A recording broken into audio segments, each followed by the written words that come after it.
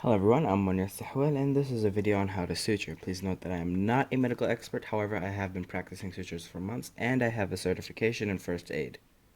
And I will cover what to do to treat an open wound and different suture techniques in this video as well. Alright, when dealing with an open wound, first thing you need to do is disinfect the wound with anything really. It could be hand sanitizer, isopropyl alcohol, and water. They all work, just that you have to keep the wound from getting infected.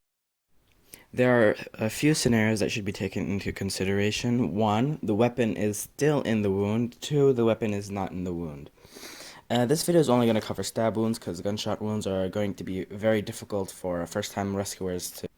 When dealing with stab wounds, there are two kinds of organs and they both react differently. The first is solid organs. Solid organs are going to bleed and hemorrhage, and the person will go into hypovolemic shock. The other type of organs is hollow organs, which will rupture and spill their contents, causing sepsis and perishables. So in scenario 1, when the knife is still in the wound, it is very important to keep the weapon in its place. This is very important because you do not want the contents of the ruptured organs, if it hit a hollow organ, to spill, especially if the weapon is in the stomach, because stomach acid can burn your skin.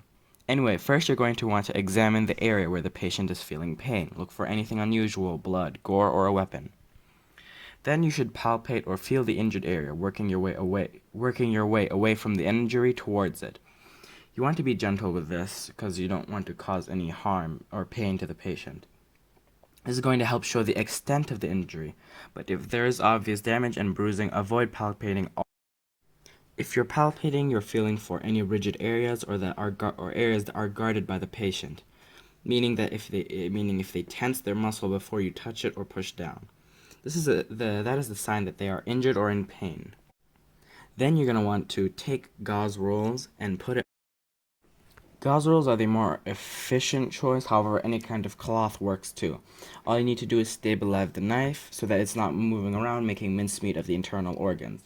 Once again, you do not want to remove the weapon or move it whatsoever in a pre-hospital setting because they will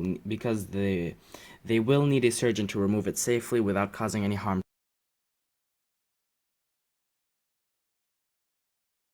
Alright, now moving to scenario 2. First, again, you're going to palpate. This is to see the extent of the damage. You're going to also have to disinfect and cover the wound with gauze. This is to prevent bleeding. If there is extensive bleeding, move up the body part and tie something around the arm / leg / torso. This is so that you can prevent not prevent, but more decrease the blood flow so that they're not bleeding as much.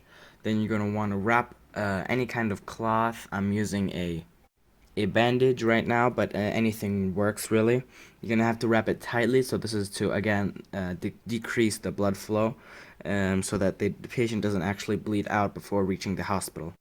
If possible, elevate the wounded area above the heart, and this is again. Now, once the bleeding has stopped, irrigate the wound and cleanse it with warm water, flowing water. Now, moving on to the third scenario. In this scenario, medical experts are not available and the paramedics cannot reach you before the patient enters a critical stage. First, you're going to have to disinfect the wound as usual. Then you're going to have to see how deep it is. If the wound isn't too deep, you can use reinforced skin closures or steri strips to close the wound. This is the best thing to. You can also use sutures or medical staples as well, and you can also use surgical glue. However, I don't think you're going to have access to that in this situation. The surgical glue and staples are pretty easy to use, and I'm not going to explain them, but they are not as effective as sutures and steri strips.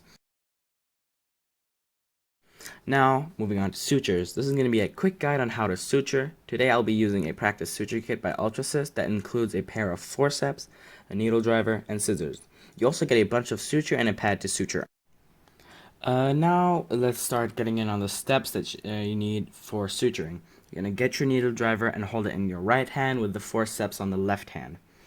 Hold the needle at about a 90-degree angle with the curve facing upward in the needle driver. You're going to want to put your thumb and your ring finger in the needle driver, not the index or middle finger.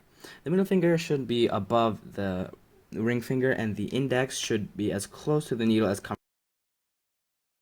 When inserting the needle, you're going to want to twist your wrist to the right so that the needle is going in at a 90-degree angle, and when it reaches a suitable depth, pull it out.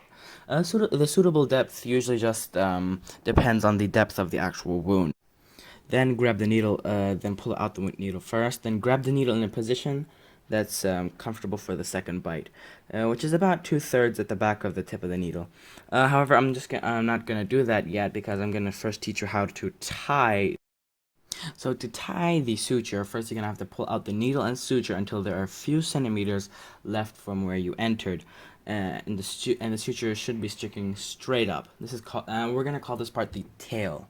Then on the other side, you're going to have to grab a couple lengths of suture, and then you're going to put the needle driver between the tail and the length of suture.